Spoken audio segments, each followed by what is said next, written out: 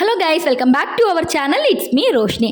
எப்போவுமே நம்ம ஒரு பொருள் வாங்குகிறோம், அதோடைய உபயோகம் முடிஞ்சிச்சுன்னா அவ்வளோதான் சொல்லிட்டு தூக்கி போடுறோம், இல்லைன்னா ஒதுக்கி வச்சுருவோம். ஆனால் அந்த தூக்கி போடுற பொருள்லேருந்து அதை விட நம்ம வாங்கினதை விட பெட்டராக இன்னும் சில விஷயங்கள் இருக்கும், பண்ண முடியும்னு நம்ம யோசிக்க மாட்டோம். ஏன்னா சோம்பேறித்தனம் தானே, வாங்கிடலாம், இதெல்லாம் எதுக்கு வேஸ்ட்டில் போடலான்னு சொல்லிட்டு. ஆனால் அப்படி கிடையாது. அதே மாதிரி ஒரு பொருள் தான் இன்றைக்கி நம்ம பண்ண போகிறோம்.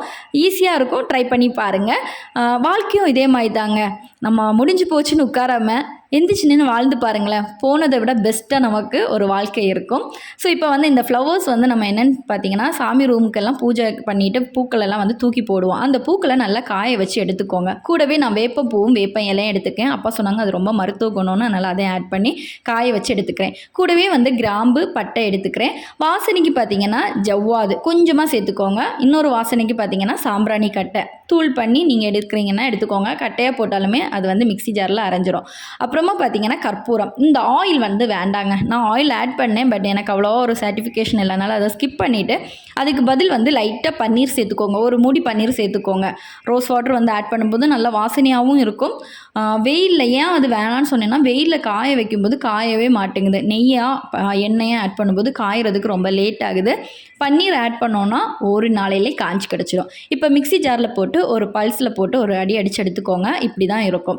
அதாவது இதோடைய பக்குவம் என்னென்னு பார்த்தீங்கன்னா, நம்ம கையில் உருண்டை பிடிக்கும்போது அப்படியே அந்த உருண்டை நிற்கணும் ஸ்டிஃபாக, கீழே உதிரியாக விழக்கூடாது. அந்த ஒரு பருவத்துக்கு எடுத்துக்கோங்க. அதுக்கு தான் பன்னீர் கொஞ்சமாக ஆட் பண்ண சொன்னேன். இப்போ பாருங்கள், நான் ஒரு கோன் ஷேப்புக்கு பண்ண போகிறேன்.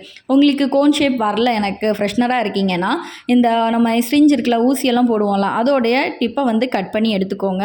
அப்போ இதை நம்ம உள்ளே இன்சர்ட் பண்ணிவிட்டு அதை ப்ரெஸ் பண்ணும்போது ஒரு க்யூப் ஷேப்பில் வரும். அது ரொம்ப ஈஸியாக இருக்கும். ஃப்ரெஷ்னருக்கு இந்த க்யூபெல்லாம் பிடிக்க வரலைன்னா, கோன் பிடிக்க வரலைன்னா அப்படி பண்ணி பாருங்கள். நான் இப்போ கையிலே கோன் ஷேப்பில் எல்லாமே பிடிச்சி எடுத்துட்டேன். அப்படி பர்ஃபெக்டாக கோன் வரல, இருந்தாலும் ஓரளவுக்கு வந்துச்சு, அட்ஜஸ்ட் பண்ணிக்கோங்க. இதை வெயிலில் வச்சு நல்லா காய வைக்கலாம். நம்ம சேலத்தில் அடிக்கிற வெயிலுக்கு ஒரு நாள் போதுங்க. ஏன்னா 101 102 டிகிரின்னு போயிட்டே இருக்குது. ஸோ நான் ஒரு நாளையில் காஞ்சிடும்னு நினச்சி இந்த ஆயில் அப்ளை பண்ணனால எனக்கு 3 days ஆகிடுச்சு. அதனால தான் அதை ஸ்கிப் பண்ண சொன்னேன். நீங்களும் அந்த தவறை பண்ண வேணான்னு சொல்லிவிட்டு. பட் பன்னீர் ஆட் பண்ணியிருந்தீங்கன்னா ஒரே ஒரு நாள் போதுங்க, நல்லா காஞ்சி கிடச்சிடும். இப்போ பாருங்கள், நல்லா காய வச்சுருக்கேன். நான் என்ன பண்ணிட்டேன்னா, வேப்பம் மரத்துக்கு கீழே கொண்டு வச்சனால அந்த வேப்பம் பூவெல்லாம் விழுந்துடுச்சு அதில். சரி பரவாயில்ல, அதுவும் நல்லது தான். இப்போ நம்ம சாமி ரூமில் சாயங்காலம் ஏற்றி வச்சோன்னா நல்ல ஒரு வாசனையாகவும் இருக்கும், நல்ல ஒரு பாசிட்டிவ் வைப். அதை விட நம்ம பண்ண சாம்பிராணின்னு சொல்லிட்டு நல்ல ஒரு மனசுக்கு நிறைவாகவும் இருக்கும். இந்த வீடியோ பிடிச்சிருந்தா லைக் பண்ணி சப்ஸ்கிரைப் பண்ணுங்கள். அடுத்த ஒரு vlogல நோക്കാം. பாய்.